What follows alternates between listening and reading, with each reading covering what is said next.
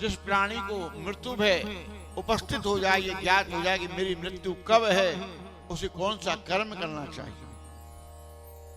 कोई कहने लगा राजन ध्यान लगाओ, कोई कहने लगा समाधि में चले जाओ, कोई कहने लगा तीर्थ यात्रा पे निकल जाओ, कोई कहना यज्ञ करने लगो, कोई कहने लगा अन्न का दान करो। नाना प्रकार से सभी ने अपनी अपनी मतों अनुसार राजा को परामर्श देना आरंभ किया। जब राजा संतुष्ट ना हुआ, ये देख करके उन सभी के मध्य में विराजमान सुखदेव जी, जिनके 16 वर्ष की आयु है, नील जिनका वर्ण है, घुंघराले जिनके केस हैं, तन पर केवल कोपीन लंगोटी लगाए हुए हैं, वे उस सभा के मध्य से उठकर के खड़े होते हैं। जैसे अंधकार को चीरता हुआ सूर्य उदय होता है और अपने प्रकाश से सभी को प्रकाशित कर देता है, ऐसे ही सुखदेव जी के उठ खड़े होने से संपूर्ण सभा दीप्यमान हो गई। और वह कहने लगे कि राजन घबराओ नहीं, तुम्हारे पास तो 7 दिन शेष है। राजा खटवांग ने एक मुहूर्त आयु में अपना परलोक संवार लिया था, भगवान का लोक प्राप्त हो गया था। राजा खटवांग बड़े ही बलवान राजा है।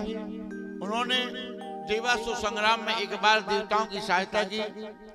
देवताओं की विजय होने पर इंद्र ने वरदान मांगने को कहा, तो राजा खटवांग ने पूछा कि हे देवराज, मैं जानना चाहता हूं कि मेरी आयु कितनी शेष है। इंद्र ने कहा कि राजन, आपकी आयु तो केवल एक मुहूर्त शेष बची है।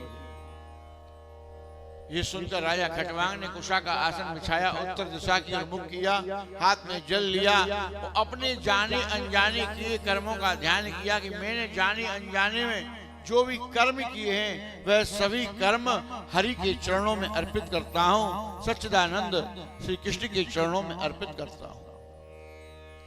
ऐसा करने से सभी कर्म भागवत धर्म हो गए और उनके पुण्य के प्रभाव से राजा आनंद वैकुंठ के लिए प्राप्त हो गए। हे राजन, जब राजा खटवांग ने एक मुहूर्त आयु में अपने जीवन को संवार लिया, परलोक को प्राप्त कर लिया, तो आपके जीवन में तो अभी 7 दिन शेष है।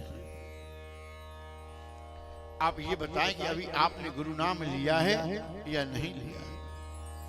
क्योंकि राजन, जो भागवत की कथा में आपको सुनाना चाहता हूं, जो आपके मृत्यु भय को समाप्त करके आपके मन बुद्धि चित्त को निर्मल कर भगवान के चरणों में निश्चल रूप से स्थित कर देगी, उसे श्रवण करने का अधिकार तभी है कि जब जीव प्राणी गुरु नाम दीक्षित हो।